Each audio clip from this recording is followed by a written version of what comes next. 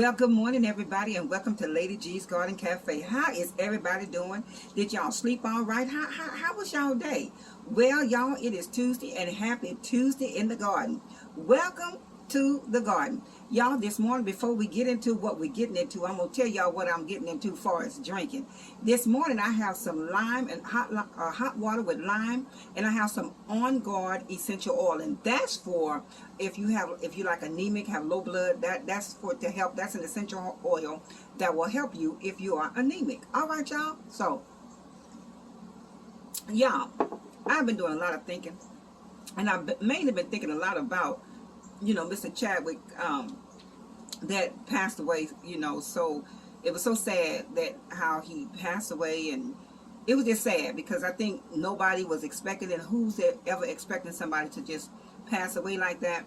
But it had me really thinking. It had me thinking about a lot of things in my own personal life. It had me thinking about mainly about friends, and I did a upload a couple of days ago about friends, and so I'm kind of still in that vein about friends, because after reading all the things surrounding his up to his passing, and what's really stood out to me, and I saw some posts and everything, and some people had posted about it on Facebook and whatnot, but what really stood out to me, and it touched my heart, his passing, but it also touched my heart, his circle of friends, the people that were around him, the people that loved him and cared for him, the people that were his confidant, that he was able to confide in and to tell his most intimate, his most his deepest secrets to, and it didn't leak out, and nobody went to get paid for his secret. The doctors didn't seek to get paid for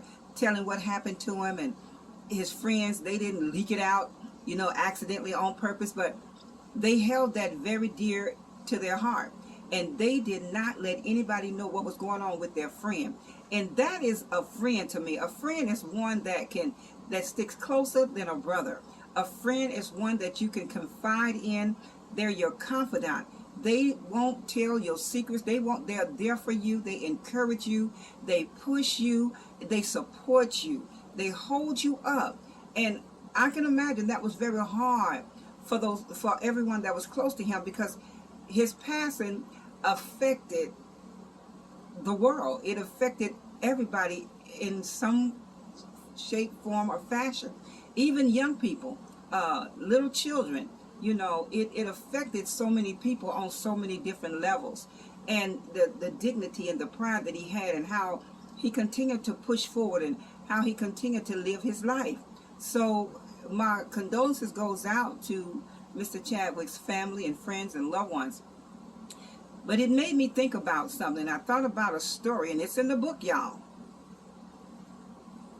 And in this story, it happened right after. I'm going to set it up for you. And how it happened was, after John the Baptist was beheaded, Jesus and the disciples had went on, and there was a crowd, a multitude that began to follow him. After they had taken up John the Baptist's body and they buried him, then they went on. And this is during the time where this big multitude, thousands of people, was following Jesus. And so the disciples came to Jesus and they said, Jesus, the people are hungry. Should we send them away? Should we send them to go get something to eat? Because they're hungry, and it's time for them. They've been with you for a while now, and it's time for everybody to eat. And Jesus said, no, just tell everybody this, what we got here, what we got. And so that's when the multitude was fed with the 2 fish and the 5 loaves of bread. That was during that time. Well, after all that had happened, and the disciple Jesus had blessed it, and he had break the bread, and he gave it out to the multitude. I mean, it was thousands and thousands of people. And after, with that little bit right there, after they had eaten, the book says that they took up like 12 baskets of leftovers from 2 fish and 5 loaves of bread. That's how Jesus worked, y'all. That's how he rolled. So Jesus had told the multitude, after everybody had got up and got their bags and got their food and everything, and everybody had eaten and was satisfied, and he made sure everybody was taken care of, he went to the disciples that was with them. He said, y'all go meet me, get in a ship and meet me on the other side. So the disciples got in the ship, and they were going over to the other side. Now, honey, so, but something happened while they were on that ship. on the sea going to the other side. Honey, a storm came, a big storm too. The water was tumultuous, honey. It was rocking the boat, the ship. It got dark. Because you know how it is when a big storm comes. It get dark. The water was coming all over the ship. They thought they were going to die. And not only that, they saw something walking on the water. Her disciples say, wait a minute, it's a ghost. The book say they was very afraid. Honey, them grown men were screaming like little bitty girls because they were so scared. Here we are in the middle of the ocean, in this sea, all this water, we going through this storm, and now something is coming towards us. Oh my goodness, they were screaming like little girls, y'all. So all of a sudden, as the shape, the form got closer to them, they said, it's a ghost, it's a spirit. They were screaming like little girls. Honey, Jesus said, be not afraid, because it is I. They were still scared. No, that ain't Jesus. That's a ghost. Oh my God, we're going to die out here. You know, you always got one. We're going to die. We ain't going to make it. Oh my God. You know, you always got that one. But the book said they was afraid. So, you know, they were screaming and carrying on because what? Wasn't nobody there to help them. They was out there left to their own devices. Well, honey, Peter heard what Jesus said. And Peter said, wait a minute. Lord, if it be thou, bid me to come. Honey, Jesus said, come. Peter stepped out that boat. You know them men, they were still scared. They were still shaking and quaking and screaming and, oh Lord, don't go out there, Peter. You a fool. Don't go out there, man. Don't be no fool, man. Don't be no fool. That's a ghost. We don't know who that is. Look at all this storm. We don't know what's going on. We don't have no control of the ship. The wind is blowing. The water is tossing us to and fro. About the ship. Oh my God, Peter, don't get out there, Peter. Get back here. You crazy. Honey, Peter said, he stepped out on the boat. He stepped out of the boat onto the water, y'all. And then he put that next foot out. He stepped out on the water. And Peter began to walk towards Jesus. And Jesus was standing there. And he was beginning to walk towards Jesus. And all of a sudden, he started hearing, you crazy man, get back in this boat. What's wrong with you? Peter, get back in here. Peter, Peter. They did not realize that Peter had stepped out the boat and was walking on the water. They were so scared, they didn't even realize the miracle that was happening right before their very eyes. They were so busy being terrified that they didn't see the testimony. They were so terrified that they didn't see the miracle. They were so terrified, they didn't see the blessing and what was really happening around them. They didn't even see what was going on. They didn't see the impossible being done because they were so terrified. Honey, Jesus, after Peter began the wind and the water kept rolling and the waves kept tossing and the wind kept blowing, and all of a sudden Peter took his eyes off of where he was going and started looking at where he was in the midst of the storm, standing on water in the middle of a sea, and he began to sink. But he didn't look back to them buddies that was on the boat. He said, Lord, save me. And Jesus picked them up and they walked on back to the ship.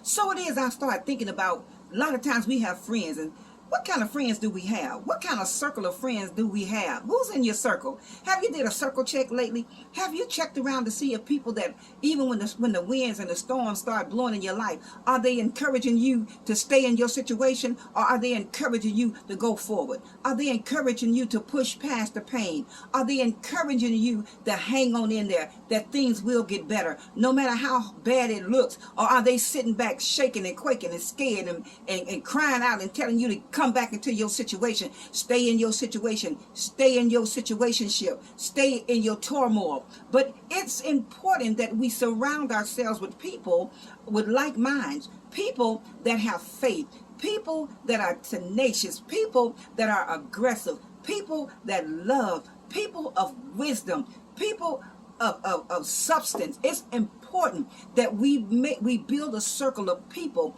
that can help us, people that can give you a hand up, people that's not gonna, when the storm in our lives start to raise up, they're not gonna be there doubting Thomas.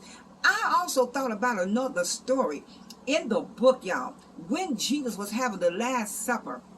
He was having the Last Supper with the disciples, and he said, one of y'all is going to betray me. Now, he said, the one that dips with me, it is he. And all the disciples say, is it, Lord, is it I? Lord, is it me? They was doing a self-check. Lord, is it I? Honey, Judas say, is it I? He say, thou hast said. And so he told Judas, he said, whatever you do, do it quickly. And Judas went on about his business to betray Jesus. Now, it's the same Judas that was with Jesus through the healing through the multitudes, through all the healing, all the delivering, all the cast out of all demons and foul spirits. It was the same Judas that was with him through thick and thin, y'all. But it was the same one that turned his back on him and sold him for a few pieces of silver and ended up hanging himself. So you have to really be careful. Jesus knew all the time that Judas was going to betray him. He already knew that. But yet he didn't kick him out. He didn't say, get away from me, because it was needed to happen. But these days, we don't need to be crucified. We don't need to go to the cross. We don't need to shed any blood for the remission of sin, because the book says if there were no shedding of blood, there would be no remission of sin. So the blood has already been shed. So what am I trying to say is we don't need to have no Judases around us. If you know that Judas is hanging in your circle, it's time to kick Judas out. You know why people came up with the Judas kiss? It's because Jesus had told the soldiers, he had told them, he said, well, you know, he said, the one I kiss, that's him. Hold him fast. And so he went up and he kissed Jesus on the cheek. And that is how we got the phrase, the Judas kiss, because Judas was a betrayer. He was a traitor. And so look in your circle. Have you done a circle check lately? Who's in your circle? Do you have people in your circle that's going to betray you? Are there people in your circle that don't really like you? I heard T.D. Jakes say one time, he said, when you giving your testimony and you all excited and you telling people about the goodness of the Most High, he say, stop celebrating for a moment and check the room. Look at the faces of the people that you're telling your testimony to, because everybody is not with you. Everybody that's cheering is not cheering for you. Some people are cheering that you fail. See, fail, fail, fail, go, go, go. If you caught up in the moment, you don't know who's saying what. But it's important for us to do a circle check. I was so impressed by the friends of Mr. Chadwick, of how they kept his secret, how they had a close-knit circle, how they held, and I believe that they're really supporting his family because they supported him. We need friends in our circle that's going to support us. We need friends in our circle that's going to encourage us. When we say, well, I'm getting ready to write a book, they be like, girl, you can write that book. Man, go ahead and write that book. You can do it. Not somebody like, girl, a book. You know how many books they already got in the store? You don't want anybody like that. We don't want no dream killers. We want people that's going to encourage us, that's going to push us, that's going to motivate us. So I want to encourage you. Don't get you a bunch of friends that's sitting on the ship in the middle of the storm telling you to get back in there, get back in the storm, get back in the mess. Girl, go on back. He ain't beat you that much. He only beat you a little bit. Go on, girl, it's okay. Go ahead. He surely he didn't kill you. He didn't break no bones. And they want to encourage you to stay in a bad situation. I want to encourage everybody today. Check your circle of friends. Do a circle check. Find out who's really for you. Look down through the years. Look through the months. Sometimes you don't even have to look that far, to go that far, to see who's in the ship with you. Who's on your ship? Who's supporting you? How many telling you to go ahead, you can do it, you can do it. And how many telling you, get back in here? Only you know for sure. It's important that we check our circle of friends and make sure we have people in our circle that's going to support us, that's going to tell us when we're wrong, that's going to tell us when we're right, that's going to encourage us when we're embarking upon something difficult. They're going to say, girl, go ahead and go back to school. Man, you can go to school. Go ahead and get that degree. Man, you got your associate. Go ahead and get your doctorate. You can do it. You can do it. Those are the type of people you want in your circle. You want people to say, girl, man, now you was wrong for that. Now you need to fix that, because that ain't right. We need people in our circle that's going to check us when we're wrong in love, that's going to encourage us when we're right, that's going to motivate us when we need that motivation, that is going to hold us up and be there for us and help be a leaning post for us, because there's so much going on in the world. So much is happening. So I want to encourage everybody today to do a circle check. Look and see who's on your ship. Look and see. Check your ship manifest. I went on a cruise. My daughters took me on a cruise. And on that cruise, they have a manifest. And they give you an ID badge. It's time to identify the people that's on your ship. It's time to identify the haters. Because sometimes haters be in with the people that like you.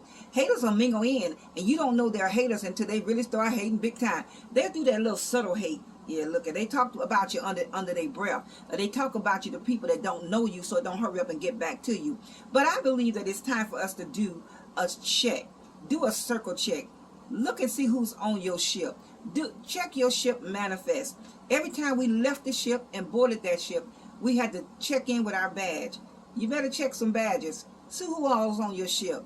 Check your manifest. See if they're encouragers or see if they are haters. See if you got a Judas in the mix. Because Judas did come up and kiss him on the cheek, and if you was looking from a distance, you would have thought, oh, he really loved Jesus. Sometimes people will fool you, and they'll fool others to make people think they really in your corner, but really subtly they don't like you. Really, they are haters. Really, they hoping you fail. But I want to encourage you today to check your ship manifest. Who's on your ship? What kind of friends do you have? Are they pushing you? Go ahead, walk. You can get it. It's Jesus. Do they see what you see? Do they see your vision? Everybody can't follow where you're going. Everybody don't have your same vision. Everybody don't have the same faith you have. So you have to really be careful who you share your hopes and dreams to. We have to be really careful who we tell our hurts and our pains, our shortcomings, and we have to be careful who we tell our secrets to. So I want to encourage us all today in the garden, y'all. Let's check our ship manifest. Let's see who's all on our ship. Let's see who's all encouraging and cheering us to go on. Let's see who all is reaching out a hand, helping to pull us up out the storm, or who's trying to push us over. Because you got some people trying to push you into the storm. They hoping we drown, but we're not going to drown, y'all. We're going to swim. We're going to swim in faith. So make sure you surround yourself with people of faith. Make sure you surround yourself with believers. Make sure you surround yourself with people that have successes. Because if you hang around with people that's never wanted anything, that's never been successful at anything, their faith might be a little lacking because they've never won. They've always been defeated. Why is that? So I want to encourage everybody. Check your ship manifest. See who's on your ship. See if they scared, screaming, shaking and quaking, or if they're encouraging you to go the next mile of the way. If they're pushing you, you can do it. Hang in there. Or if you can confide in them, and they'll hold your truths. They'll hold your secrets. They'll hold it in, and they won't tell nobody but the Most High. Check your ship manifest and see who's on your ship. All right, y'all. This is Lady G coming straight to you from Lady G's Garden Cafe. I want to encourage you, if you like this video, I want to encourage you to give it a thumbs up and share it. And if you're watching by way of YouTube, I want to encourage you to give me a thumbs up if you like this video. Share it with someone. And don't forget to subscribe to the channel. So until the next upload, I want to tell y'all, encourage y'all, and may I suggest, check your ship manifest and see who's on your ship. And check it. You got it on purpose. Later, y'all.